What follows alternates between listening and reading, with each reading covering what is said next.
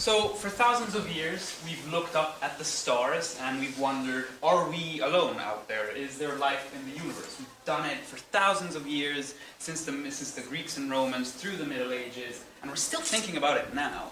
But especially over the last 200 years, the discourse over extraterrestrial life and its impact on popular culture has exploded. We've written countless stories about them, as everything from like friendly creatures to ruthless killing machines.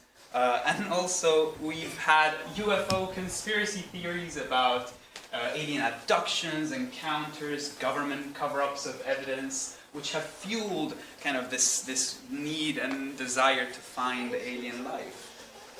But beyond fiction and silly conspiracy theories, the search for life doesn't actually start that far away from home. If anything, most of the time it starts right here in our own backyard in the solar system. So let's start with a quick quiz. Who can name me the first 4 planets in the solar system? Mercury.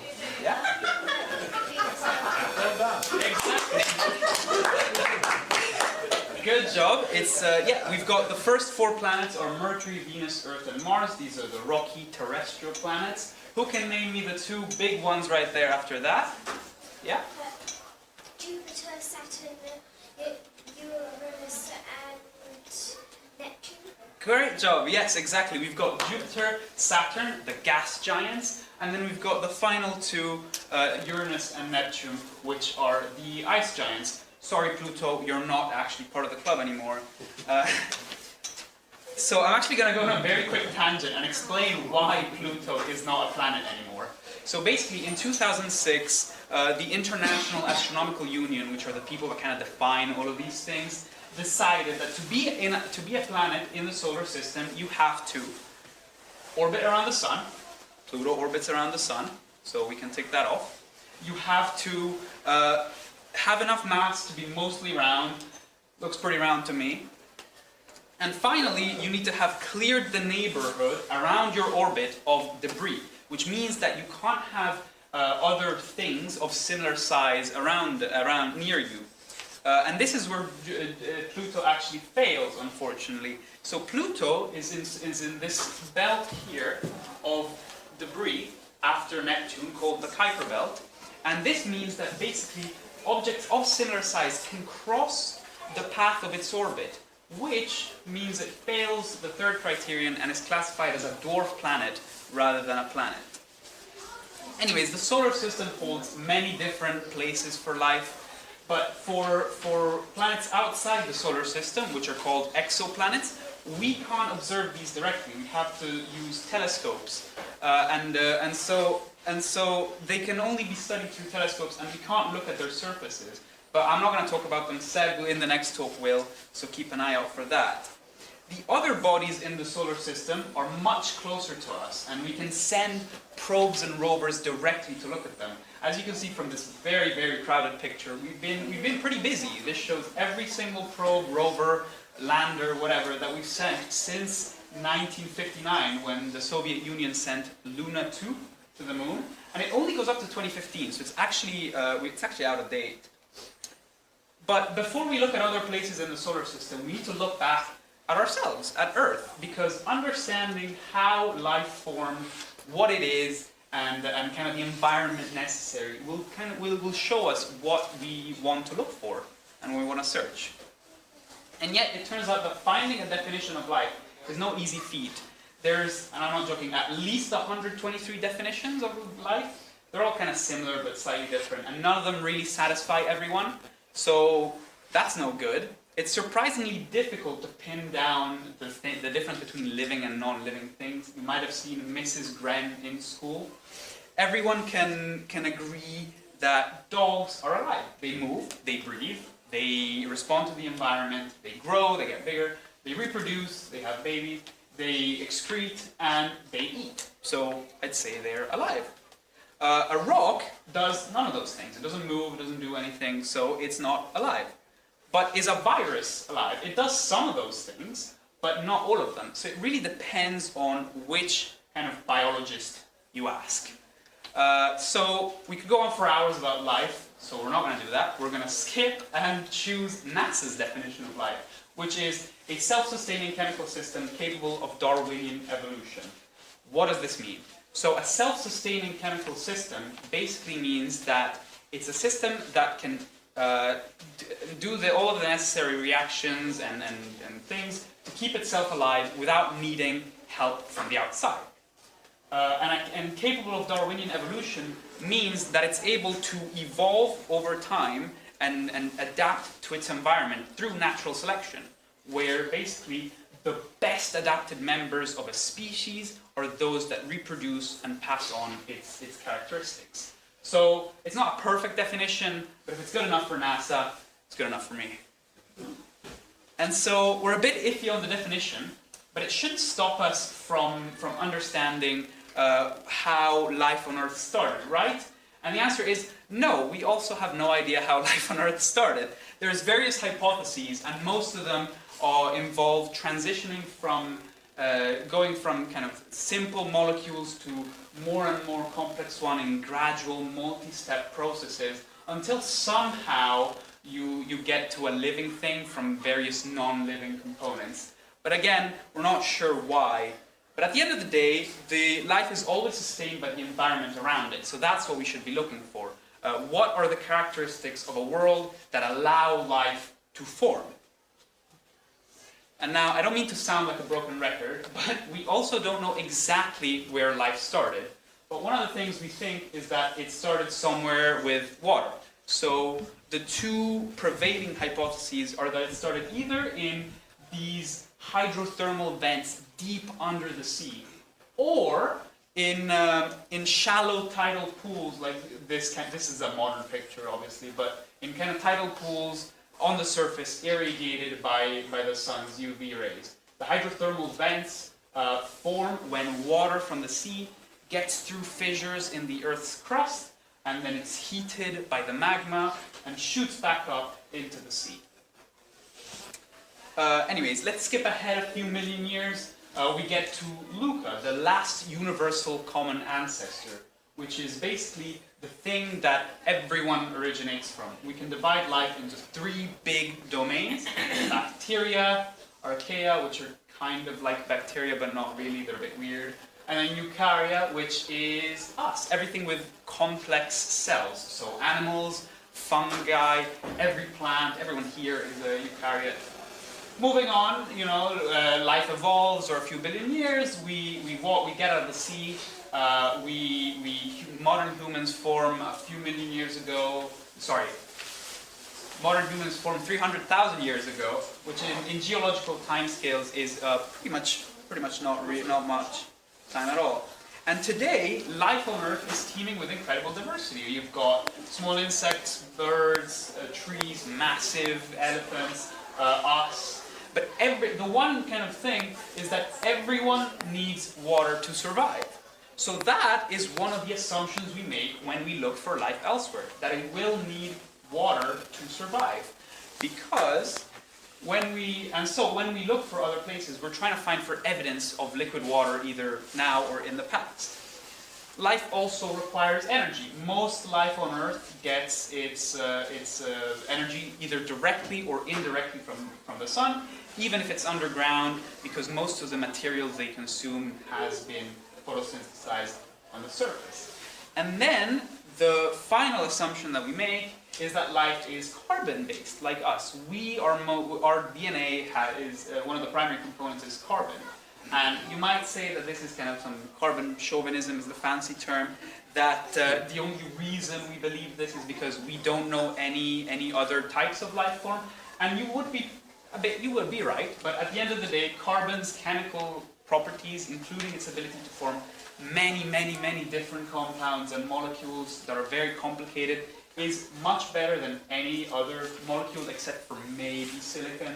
And also, we only have one data point. We only know life exists on Earth. So I think these are pretty reasonable assumptions to make.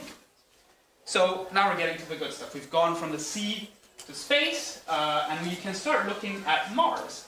Mars right now is pretty inhospitable. It's dry, it's dusty, It's got a thin atmosphere that provides no protection from the sun. It's got no plate tectonics, no magnetic field. I think I've already said this. But in the past, it looked very different. It used to have water, and it looked a lot more like Earth does nowadays.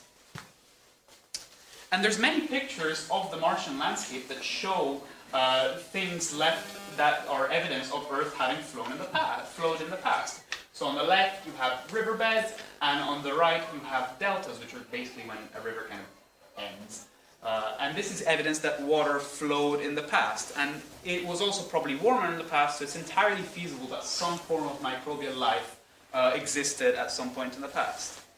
And then a lot of effort has gone into trying to find signs of past life or identifying environments capable of supporting life on Mars. We've sent probes since the 70s, which like the Viking lander, and also Perseverance, which is the most recent probe that we've sent. It was specifically designed to find signs of ancient life on the ground or identifying environments capable of life. And there's also some plans for a sample return mission, so collecting a sample and bringing it back to Earth for better analysis. And also, who knows, maybe a crewed mission with actual humans on Mars is not too far away from us at all. And excitingly, observation using this lander called InSight, using a seismometer basically measuring the vibrations in the ground, found evidence of a deep reservoir of water 11 to 20 kilometers underground. So it would be very hard to dig, but it would be an environment in which life could survive. So maybe life does still exist on Mars, but it would be under the surface and probably some kind of bacteria. And then Venus, our other neighbor, it looks very nice and serene, but it's actually pretty much a hellhole. It's the hottest planet in the solar system. It's got temperatures of 464 degrees, which is hot enough to melt lead. Its pressure is crushing. It's over 80 times that of Earth. And also its atmosphere is thick, composed mostly of carbon dioxide with sulfuric acid clouds. But, like Mars, it has a similar story. It also is thought to have looked a lot like Earth in the past. Until 700 million years ago, a runaway greenhouse effect boiled away all of its oceans and turned it into what it is today. So now it's impossible that life exists on the surface, but in the atmosphere, conditions are a lot more forgiving. So 30 to 50 kilometers up, the temperatures are around 30 to 70 degrees, the pressures are normal, which means that there is technically life on Earth that we know exists in these conditions, so it's not entirely unfeasible that life could exist here too. And also, this was ignited in 2020 and 2021 when some researchers claim to have found this molecule, phosphine, which basically is released by microorganisms in low oxygen environments, like swamps, for example. And so, if it was detected in the atmosphere, it would have been a pretty strong biosignature, a pretty good sign of life. But they're kind of hotly debated, and we're not really sure if they did really find phosphine. But yeah. Still, regardless of the validity of these claims, NASA has renewed interest in it, and we've got 2 different missions now being sent to Venus. Da Vinci, the first one, is going to have an orbiter that will kind of image the planet, and also a probe that will go through the atmosphere and map out the chemical composition of the atmosphere. And then the second one is called Veritas, and that will also orbit Venus and will take pictures of it will map kind of the surface and also its interior. And now we've looked at the inner solar system, we've looked at Venus and Mars. So let's move out to the gas giants, to Jupiter and Saturn. Now you might think that the outer planets of the solar system are too cold, they're too far away from the sun, and also the giant planets are just too weird for life. And normally we do think that planets would need to be within this kind of band called a habitable zone, where the temperature, like the heat from the sun and also your atmosphere, allow for liquid water to form. And that's how it is on Earth. It's a concept that's based on Earth, so we are in the middle of a habitable zone basically. But actually, some of the moons of Jupiter and Saturn are thought to have liquid water underneath the oceans, where the energy source isn't coming from the sun, but rather tidal forces from the core. So in fact, perhaps the most exciting place is this, Europa, one of the moons of Jupiter. Europa is covered with a thick crust of ice, giving it kind of this appearance, but its core gets gravitationally pushed by the other moons of Jupiter and Jupiter itself, which is really big, which kind of heats up the subsurface and is thought to have liquid water underneath it as a result. It's also thought to be geologically active and maybe have plumes shoot up from the surface. Luckily, Europa is going to be studied in great detail. The Europa Clipper is launching probably tomorrow, hopefully, hurricane dependent. But it will arrive to study in 2030, and it's got the main goals of determining kind of the thickness of the icy crust, and maybe what's below as well. But it's not going to fly, it's not going to orbit Europa because the radiation environment is really, really harsh, so it won't last very long. Instead, it's going to have this, this blue thing here is the Clipper's orbit. It's going to have this elliptical orbit around Jupiter and just constantly fly by Europa. It's going to do like 45 of these, which hopefully will be successful anyway. And if it is successful, it could pave the way for a lander to actually land on Europa and dig for a while, which would allow us to study it in even greater detail than just from the atmosphere. And Jupiter also has two other interesting moons. They're called Ganymede and Callisto. Ganymede is the largest moon in the solar system, and it's the only one to have a magnetic field that shields it from the sun's harmful radiation. While Callisto has an atmosphere that's made up of kind of carbon dioxide, hydrogen, and oxygen, which is a lot more like Earth, rather than Europa's and Ganymede's, which is very thin and just made of oxygen. But these two are also thought to have oceans under their surface, and so that's why they're of interest. And these two moons are also going to be explored. The European Space Agency this time launched the Jupiter Icy Moons Explorer, or JUICE, which I really like the name of. And it'll do two brief flybys of Europa, and even then, it'll only do two because of how bad the radiation is. Even with just two, it will get a third of its lifetime radiation exposure, how much it can take, only with those two. But then it will study Callisto, and it will study Ganymede, and it will go into orbit around Ganymede in 2034, so around 10 years from now. But it will become the very first spacecraft to orbit something that isn't, like a moon that isn't our own moon, which is very exciting. And then, so now we've looked at Jupiter, let's move to the other gas giant, Saturn. And Saturn has a couple moons that are also interesting. The first one is Enceladus. This Enceladus is a very tiny moon. It's only 500 kilometers in diameter, which is around the distance from London to Edinburgh. But it's also got a crust of ice, and it's very smooth and clean, which actually makes it the most reflective body in the solar system. And like the other moons, you guessed it, it's thought to have a subsurface ocean. But the exciting thing about Enceladus is that it spews out plumes, like these ones, of water up from the surface at really high speeds, and which would allow us to basically study the ocean underneath without actually needing to dig into it like Europa. Also, fun fact, these plumes actually create one of Saturn's rings, because they're made of kind of ice and gas and water particles. And so, hopefully, if we're lucky, we could even detect a biosignature in these plumes. There's no mission to Enceladus right now, but the two main space agencies, NASA and the European Space Agency, have made it a priority. So hopefully we'll see something soon enough. And then the final place in the solar system we're going to look at is Titan. So Titan is very cold, it's very smaller than Earth, and it's got a lighter gravity, but it's still kind of like Earth, even though it doesn't look like it. But it's got a very dense atmosphere, mostly made of nitrogen, which is also what Earth's atmosphere is mostly made of. And also, most excitingly, it's possible that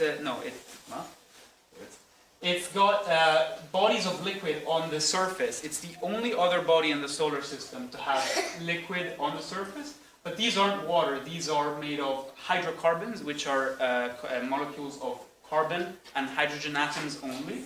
And it's also even got a hydrological cycle. So it's got rain, basically, for these liquid bodies, which is exciting because if